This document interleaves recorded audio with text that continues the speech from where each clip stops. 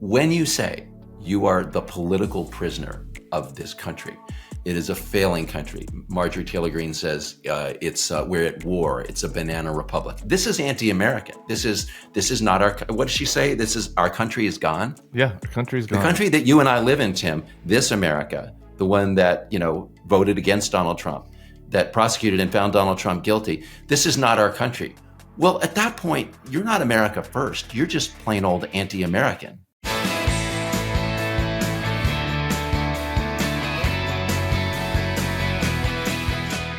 Hello and welcome to the Bulwark Podcast. I'm your host, Tim Miller. He's back today with his pink pony, Will Saletan. Happy to have him. Later, we got McKay Coppins, who has a pretty alarming piece in The Atlantic this week. Will, how you doing, brother? Good. Technically orange pony, but pink is close enough. Okay, well, it's pink in my mind's eye. I want to start with the Hunter Biden trial. I got to tell you, I am so encouraged by the just overwhelming support among Republican politicians for very stringent enforcement of firearm application law. Okay, I think this is a great sign for where the party's moving. Don't you, Will? Isn't there a pony in here? The party is ready to start enforcing firearms laws. And if you don't cross one T on an application for a gun, then we might put you away. It's the first step towards cracking down on guns. Is that what's happening in the Hunter Biden case, you think? Yeah, no, this is a really, really serious crime. So this is at the time that Hunter Biden was filing his application to get the gun, he had to fill out something that said he was not an unlawful user of drugs, right? And so I think he checked a box or something like that. And, I got to tell you, Tim, only Donald Trump would be prosecuted for this crime, right? You, me, Hunter Biden, nobody else would be prosecuted, just so we're clear about the two-tier system of justice. I hope everyone. Sometimes I notice that people sometimes don't pick up my sarcasm. Like 24 of you thought I didn't know who Ezra Klein was earlier this week based on my inbox. So sometimes it's sarcasm, guys. If you're wondering, is Tim being serious? Probably not. I don't think that this is a sign of the two-tiered system of justice. I don't think that this is a sign that Republicans are now very excited about strict enforcement of gun laws. I think that maybe they're just being hypocrites. Will, I don't know. What do you think? Yeah, I mean, look, we just had to listen to every Republican under the sun complaining that only Donald Trump would be prosecuted for these unimportant business violations in New York, all that blah, blah, blah. So what we have here is a parallel case. And Tim, it's totally amazing to me how Republicans find ways to ignore every obvious refutation of their lie about the two-tier system of justice. Yeah. So remember, like the classified documents, like, oh, they're prosecuting Trump, but they're not prosecuting Biden for the classified documents. Meanwhile, we have the Mike Pence case, where Mike Pence, like Joe Biden, returned the documents when the government asked for them. Republicans just ignored that and said, it's unfair because you're prosecuting Trump and not Biden. Same thing here. It's like, okay, there's a technical violation of the law. Donald Trump is being prosecuted for it. And they're like, they don't do this to Democrats. Meanwhile, you literally have the Hunter Biden case going on at the same time, a technical violation. He's being prosecuted, and they just won't acknowledge that this totally falsifies their lie about the two tiers. There was at least there's like a handful of Republicans left with shame. And I think it was Igor Bobich, my friend. If it was somebody else, I apologize. But it was running around the Hill asking about this yesterday to Republican senators. And you did have people like John Cornyn out there going like, I guess it is probably time to just relook at everything that's happening in the justice system. They couldn't bring themselves to admit that all of their nonsense attacks on the justice system in the Donald Trump situation was total political expediency bullshit. And so they start doing some hand waving about, I don't know, maybe it is unfair to hunt. Who knows? The whole thing is preposterous. You wrote this morning, from election denialism to jury denialism. You've been listening to these guys talk about the case. Talk about that evolution. Well, so this was much worse than I expected. I sat down after the verdict came down in New York, and I'm just looking at everything Republicans have said, everything on their Twitter accounts, all their interviews on right-wing TV, on mainstream TV. And it was totally shocking to me how many of them were just attacking the jury and dismissing the verdict. And it wasn't just they were like, well, Manhattan's liberal. It was like they're just lying about the jury. And they're saying, oh, no sensible jury could have come up with that. It's too suspicious that he got convicted on all the accounts. That has to be, the fix is in, that kind of thing. And so what we basically had is a party that was willing to reject election results because Donald Trump didn't win is now basically doing the same thing to the courts. They're saying, any jury verdict against Trump has got to be wrong and illegitimate. So they're attacking the rule of law, not just as it applies to elections or the Constitution, but like this is just a basic criminal case. I mean, 12 citizens sat and watched the case, listened to all the evidence, and they came to a conclusion. We used to have this thing, Tim, about respecting juries. Yeah. Like you can argue with the case, but like to say, as many Republicans have, I literally don't care what the jury said. It doesn't matter. This is just a level of, rejection of norms that I don't know how we can survive this as a country. I mean, if people don't accept the result of courts or elections. Yeah. And just like blatant bullshit. There's Dan Bishop, who's a Republican from North Carolina, who's now running for AGs in the House. He was this week saying it's as bad as it was in Alabama in 1950 if a person happened to be black in order to get justice. I think we all know which side of that Dan Bishop would have been on if it was 1950. But like, let's put that aside. I don't even know what to say. What do you say to shit like this? It's just so preposterous, so dangerous, right. And yet it continues. Right. And as you point out, this is what passes for Republican outreach to black voters. It's like, you got discriminated against based on the color of your skin. We're getting discriminated against based on having committed crimes. Yeah. And so we're also maybe it's orange skinned. Trump is also getting discriminated against based on the color. And so we're going to attack the system and say that the whole law enforcement system is illegitimate because they're coming after us because we're conservative or something. Again, remember, Mike Pence, conservative. They didn't go after him because he didn't commit crimes. Donald Trump did. So it's not about being conservative. It's about just being a plain old criminal. And it's pretty disgusting. I think Wes Moore said this on TV this weekend. It was that it's offensive. Yeah, Governor Moore, that it's offensive to tell black people that your way of empathizing with them is that you've been prosecuted and convicted of crimes. That is not that's not about that's just about being a plain old criminal. Before we move on to the next topic, I do want to say I got a meme sent to me, and I'm worried I'm turning into a boomer that I'm going to share a meme on this podcast. But here it is by a friend, David. It's the man in the town hall meme where he's standing up and giving an unproven thought or maybe an unapproved thought to everyone that says there should be more charges brought against people who lie on gun purchase applications. I do agree. I agree with this. Let's do it. Let's try to. Can we bait the Republicans out of hatred of Hunter Biden and the laptop from hell into supporting stricter gun application enforcement? That could be your pony if that was ever to happen. The Wall Street Journal today. Sorry, can I pull out one fun fact from the Hunter Biden case? Please. So for folks who remember the Bill Clinton years, remember the meaning of is. Bill Clinton said there is no, sexual whatever with Monica Lewinsky. And the defense was that was technically true because at the time Clinton said it was true. He wasn't literally having sex with her at that moment. That is part of the defense of Hunter Biden and the gun case. His lawyer, Abby Lowell, literally, got up and said, at the moment when he's filling out the gun application and says he's not on, at that moment, he was not high. So... Come on, guys. At that very second, not high. Maybe. TBD on that. The Clinton one, he said, there's nothing going on between us. I always thought there's a lot of words there that are kind of weasel words. They focused in on the is. There is nothing going on between us, but between also potentially could be an opportunity going on. Or what do we mean by going on? Okay. Good old Bill Clinton. He's kind of to blame for why we're here. All right. The Wall Street Journal thinks Biden is old. I don't. We've been covering this story on the podcast. I don't know if you've kept up with it. Biden is one day older than he was yesterday. They quote nobody on the record except for Kevin McCarthy. very reliable source. He says that Biden's not the same person as he was when he was VP. Mike Johnson, excuse me, they quote two people on the record, the former speaker and the current Republican speaker. Mike Johnson said that in a meeting with Biden, he didn't, the administration had stopped some energy projects. Biden said that they were still studying that. Actually, that wasn't true. They had actually stopped them, which I'm opposed to.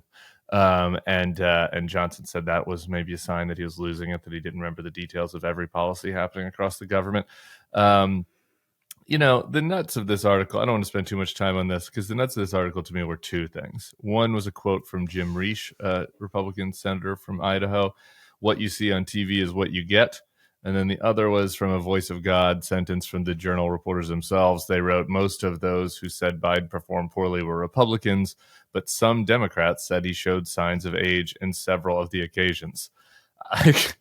Is this not the most dog-fight man story in history? Yeah, Republicans say Biden has dementia. Democrats say we're a little bit worried. Some Democrats are willing to admit they're a little worried he's getting old. Like, isn't that what everybody says in public? Like, what's the story? Yeah, no, it's most of it's obvious. So I don't know if you covered this before, but this was one of my favorite examples for people reading newspaper stories about how to decipher what happened in the story. So the first three paragraphs of this thing are the first line of the first paragraph. When President Biden met with congressional leaders in the West Wing in January, right? Second one was in a February one-on-one chat in the Oval Office with House Speaker Mike Johnson.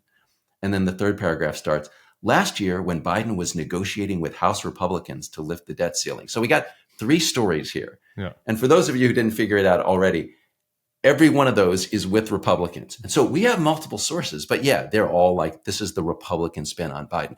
And Tim, what is the Republican spin? Apparently, Joe Biden sometimes closes his eyes and he speaks so softly that he's hard to hear. Yeah. He appears to sort of like collect himself. Like, I'm sorry, like there's nothing here that was revealed to me that I haven't literally seen watching him on C-SPAN or at the White House.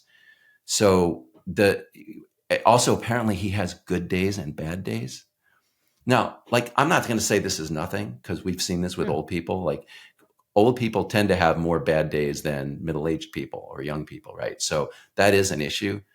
But at no point in this story, in my opinion, do they show that Biden made a bad decision, did something, unwise from a policy standpoint based on his inability to sort of like collect himself in a particular moment, which just goes to the larger point that Joe Biden, he does have bad moments. And like, if you're rooting for him to beat Donald Trump, as I am, you're wishing, don't close your eyes at this moment, Joe. Don't like mumble, don't lose track of your sentence. But in terms of running the country, I don't see anything in the story that makes me think he's not doing a good job of running the country or can't do a good job. Yeah, I do wish he didn't whisper. And, there was a long time magazine interview with him yesterday, which was very Biden-y.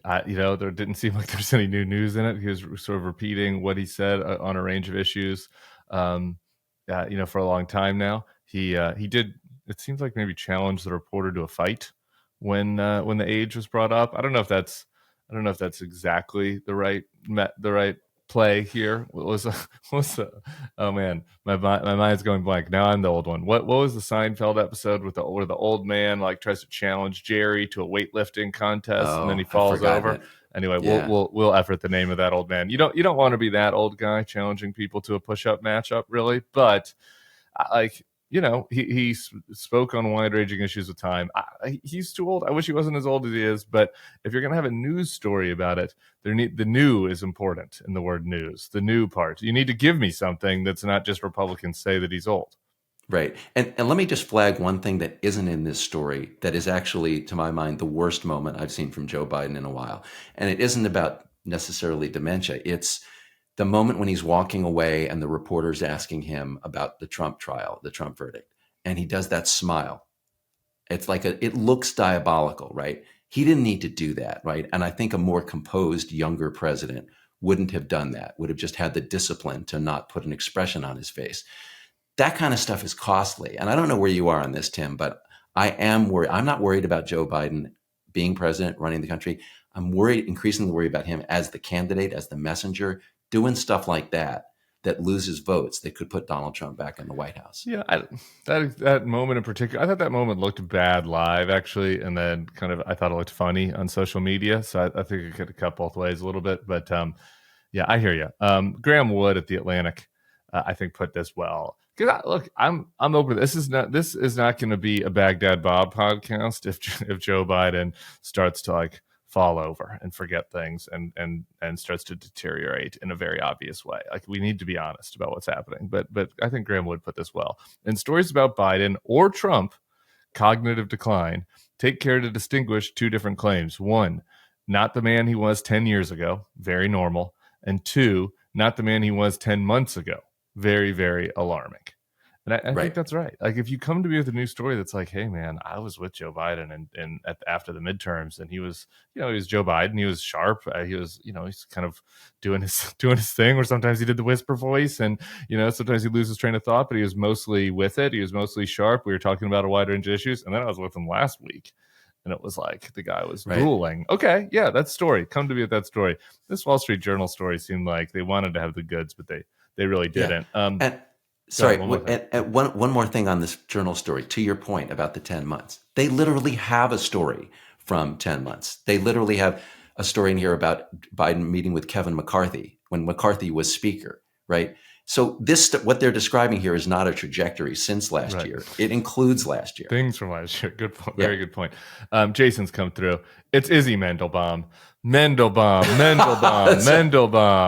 That's a great Seinfeld episode. Even though Jerry's been a little weird lately. Did you see the thing Jerry did where he was I liked men when they were men?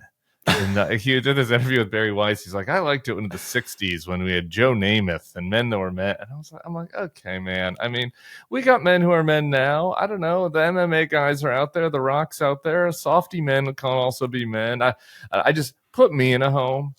Will put me in a home if 30 years from now I'm doing a podcast interview and I'm I really liked the 90s. Let me tell you, I wish things were more like it was in the night. Anyway, sorry, Jerry Seinfeld. I like the show, but that interview was pretty rough.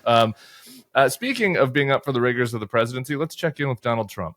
I am the political prisoner of a failing nation, but I will soon be free on November 5th, the most important day in the history of our country, and we will together make America great again. Thank you. I mean, okay. Where are the... All right, let's just listen to MTG too. I want to listen to both of these together before I get your reaction.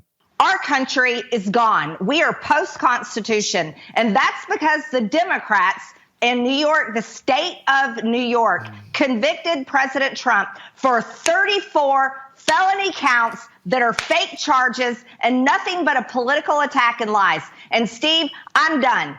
I came to Washington this week hoping and praying that I would see a new Republican conference, a Republican conference that understands the war that has happened in this party, a war where not a single shot has been fired, but this is a literal war. We have a banana republic. No more MTG.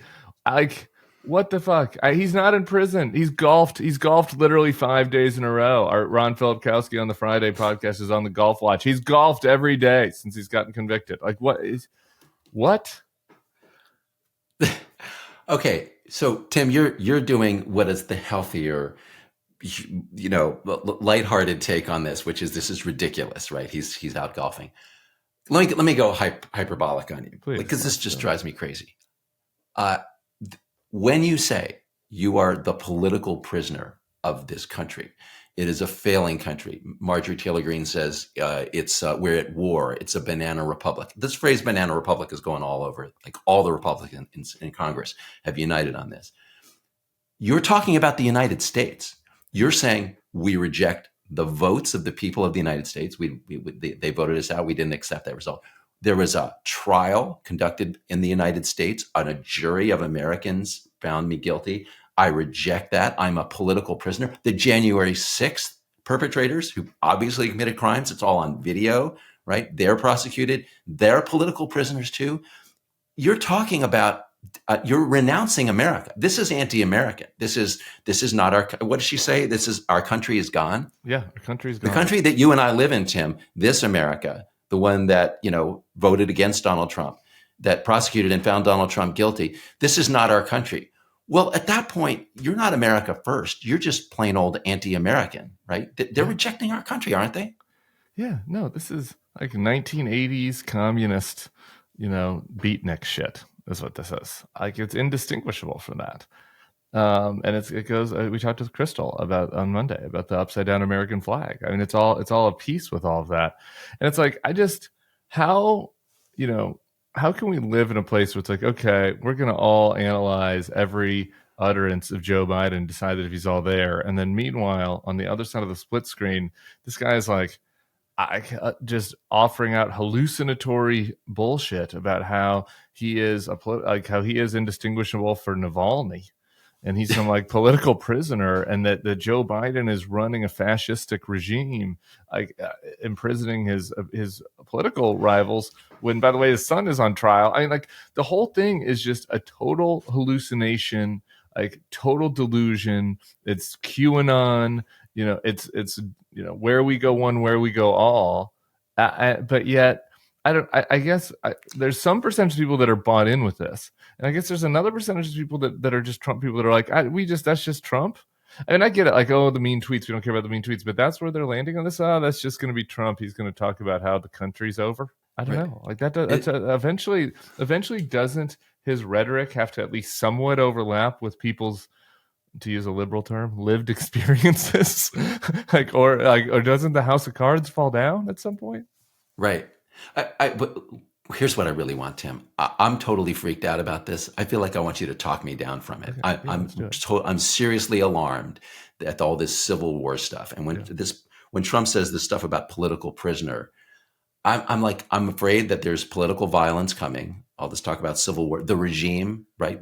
We reject our government. Yeah. This is the kind of shit that it's going to lead to an explosion, I think. But what I'm hearing from you is like let's step back. It's ridiculous. It's a hallucination. We're not actually headed there. I think that's your view. Is that right? Yeah, it is. No, I'm worried about one-off violence, and we're going to talk in the next thing with the McKay Coppins. I think that European leaders are very worried about violence. I don't know. I'm very worried about lone wolf violence, radicalized people who are antisocial, that are getting a lot of this stuff on Truth Social or whatever, going out and acting alone or with a small group of people. When Comey was on the pod, I think he and others have made a pretty compelling case that, like, the way that DOJ, for all of my criticisms of DOJ in the way they slow walked the Trump investigation, the way that they cracked down on the January 6th protesters has really had a chilling effect. And like, if you look out there, I mean, even the Trump guilty verdict, and you could have imagined a world where there was a real kind of a violent mob outside of that. And like, there wasn't. And a lot of these guys are scared, don't want to go to jail. Some of the worst players are off the field because they're in jail. So I don't know. That gives me a little bit of, that calms me down a little bit on the mass violence side. But that is a form of taking it seriously. That kind of prosecution is that they're not blowing it off, and they're sending a message of deterrence, which is something an old-fashioned conservative would have said, right? You got to enforce the law. You got to send a message that this behavior won't be tolerated or it will grow. Yeah. Speaking of delusions, Trump's delusions, I've been wanting to get to this climate clip all week. This was him on Fox and Friends earlier in this week. We discussed some of the other gross parts of the interview with Crystal, but I want to just dig in on what he said about climate change a little bit. When they say that the seas will rise over the next 400 years, 1/8 of an inch, which means basically you have a little more beachfront property, okay? Think of it. The seas are going to rise. Who knows? Ha, ha, ha. But this is the big threat. I watched Biden the other night. It's the greatest existential. He loves that word because it's a big word, and he thinks he knows. He doesn't even know what the hell the word means. He goes, it's the greatest existential threat to our country, global warming. I mean, I do. When there's always been climate deniers in the right. There's no doubt about that. But when people are like, Tim, did the party leave you, or did you leave like John McCain's John McCain's platform in 2008 was we should have cap and trade. That was like on the John McCain agenda had he been elected president in 2008. So we've had a little bit of a change here. Needless to say, what again, like, is that the kind of thing you think can like the young voters? There's all this talk about concern about young voters on Gaza. I do wonder if that lands, or any other thoughts you have on Donald Trump's, lack of concern about climate change. Can we start with the more beachfront property for just a second? Please. Just do a little math on this. So for those of you at home, you can try this in your own home with a little experiment. Put a rock in a container, a bowl or something, and pour some water on it. And then pour more water. Now, as the water increases, as the water goes up, the surface area of the rock declines and the circumference of the rock declines. So you don't actually get more beachfront property.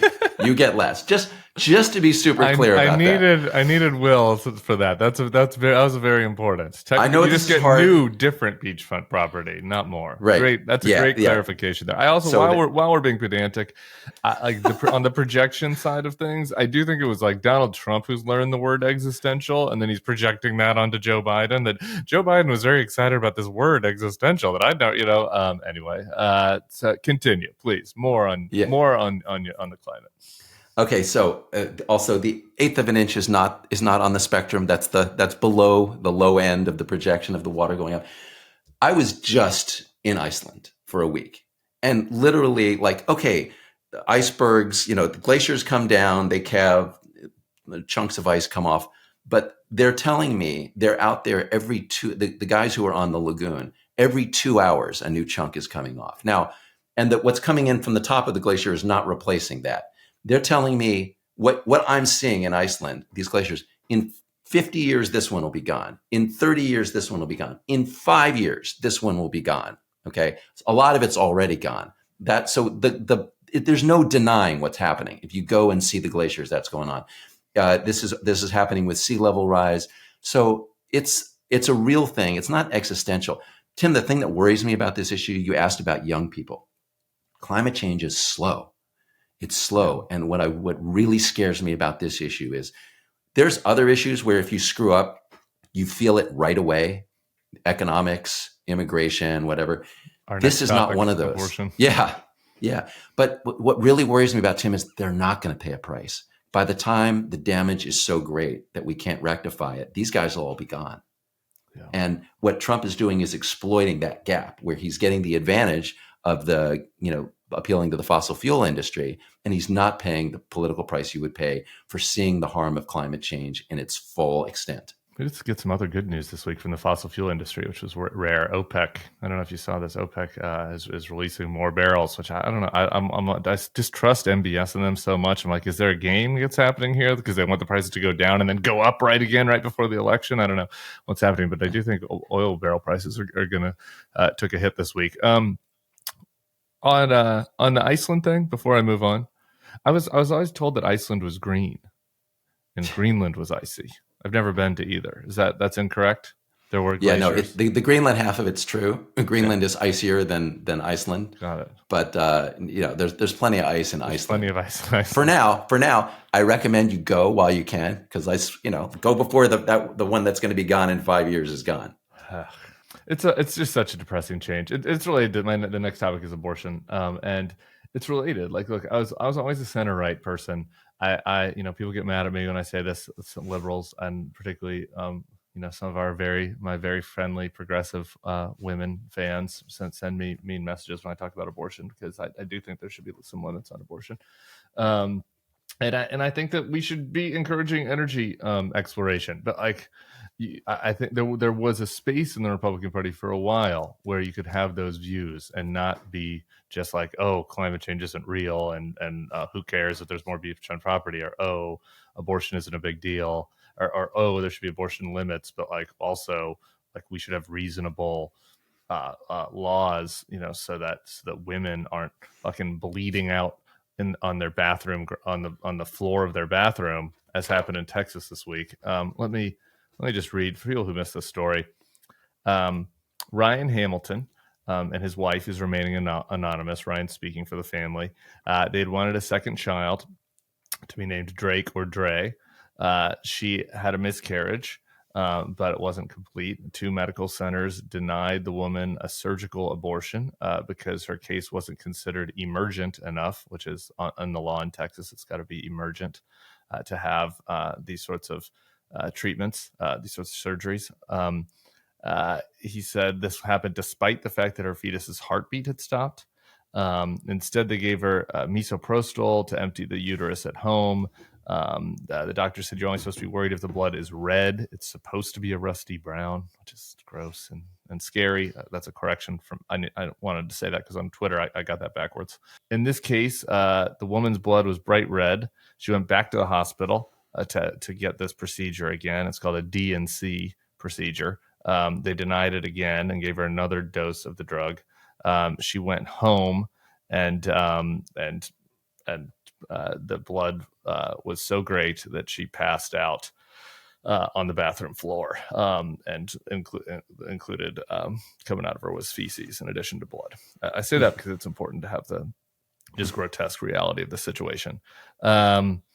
So they've been, they did the Dallas Morning News and CBS both kind of verified all the details of the story. I should say John McCormick over at the Dispatch, who's an honest pro-life reporter, kind of has objected to the characterization a little bit, saying that the abortion law in Texas actually does allow for procedures to remove a dead unborn child. The problem with that, Will, is like this was all predictable. Like the downstream effect of such a draconian law, that offers no exceptions, that allows people to sue and allows for a bounty on women who attempt to get these sorts of procedures. Like doctors and lawyers, certain places are going to do CYA, right? Like, and this is just a horrific downstream example of this. And this is not the only case of like such as this in Texas. So I don't know if you have any additional thoughts on that, but I found that story so gross that it was worth talking about.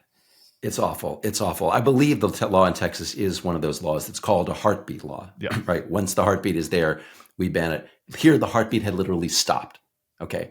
Now, I accept what McCormick is saying, that the law technically, if you read the law carefully, you're not going to be sued as the doctor. You're not going to be they're prosecuted, right? They'd be prosecuted. The problem is if you set up a law like this and you're, quote, erring on the side of life, then all those doctors are going to err on the side of not intervening. Yeah. And you're not erring on the side of life. You're erring on the side of technically fetal life, which is already gone in this case. The fetus is dead. And you're erring against the life of the woman. I understand there's an exception there, but you got lawyers. My understanding is this guy and his wife, they went to like 3 different places to get this eventually. Yeah. And all these doctors are refusing to intervene because they're afraid of being prosecuted. And this is my pitch, Tim. I'm gonna work on you on this issue. Please. I'm gonna work on you on this issue because there's a difference between being morally pro-life and believing that banning abortion is the way to express that or achieve that in society. When you ban abortion and you use these criminal statutes, this is what you get. You're gonna get. It's a very ugly process. The doctors often don't know the details of the case. In this case, they're going to a clinic where it takes them 4 hours to run the tests. You are going to get these cases where a woman desperately needs a procedure and they're afraid to intervene. And the law is not being a moral teacher here, as the Catholics like to say. The law is applying the blunt instrument of the threat of criminal prosecution, and it is deterring the doctors and is endangering the lives of these women. If you want to do something to prevent abortions, promote contraception for women who get pregnant, help them choose life if that's what you believe in, but don't use the criminal law, because when you do, this is the kind of dangerous situation that will happen. Well, we can continue to have a longer conversation about whether there's any place for law, because I think I do think there's some place for law that's not nearly as expansive as what has happened in Texas and other places. But I'll say this, even conservatives, libertarian-minded conservatives used to get this, and this is the crux of my disagreement with McCormick, is that when the state comes in and puts in these onerous laws, and the threat of the state is being wielded against people. And then on top of that, in Texas and other places, the threat of legal action, of lawsuits, of frivolous litigious action is being wielded against people. Then that's going to affect people's behavior. All right, like that is going to affect. So even if the words are exactly right, like that, those threats, the use of the law, to punish is going to have an impact on people's behavior. And in a case such as this, in life or death cases, and very serious medical cases, like it is incumbent on the state to demonstrate that they're going to side on the side of the life of the actual person still alive, in this case, the mother. And they're not doing that. Like there have been lawsuits, several others, it's not the only case. The Hamilton case isn't the only one, and Abbott and the rest of the jabronis in Texas are doing the other thing, saying that they're not doing anything to indicate that the government will side on the side of people that are going through tough choices and gray areas here. So anyway, I do think that we've already seen a Biden ad here. I think that these Biden ads can be very powerful, especially in these cases where the mothers, like, these are wanted babies and these mothers' lives are being put in risk for no reason. And Biden's already ran an ad on that. And I think it'll continue to be politically potent. I don't know. Any final words on the political side of this, Will? No, I think you just expressed it beautifully. And I agree with you on what the states need to do. But the one thing that I would add is this was not real until Roe v. Wade was overturned. Until Dobbs, this was all pro-life people could go out and talk about these laws. They could say we need to protect the babies. Now we're seeing what happens when you actually ban the abortions and you enforce them. It's cases like this. And I think all pro-life people need to step back and ask, is this what I really want? Is this what I want my country to look like? Well said. I wanted to get to the Biden immigration shift, but we have a Texas man coming on tomorrow's podcast, so we'll do it with him. Thank you, Will Saletan. We'll be seeing you again soon.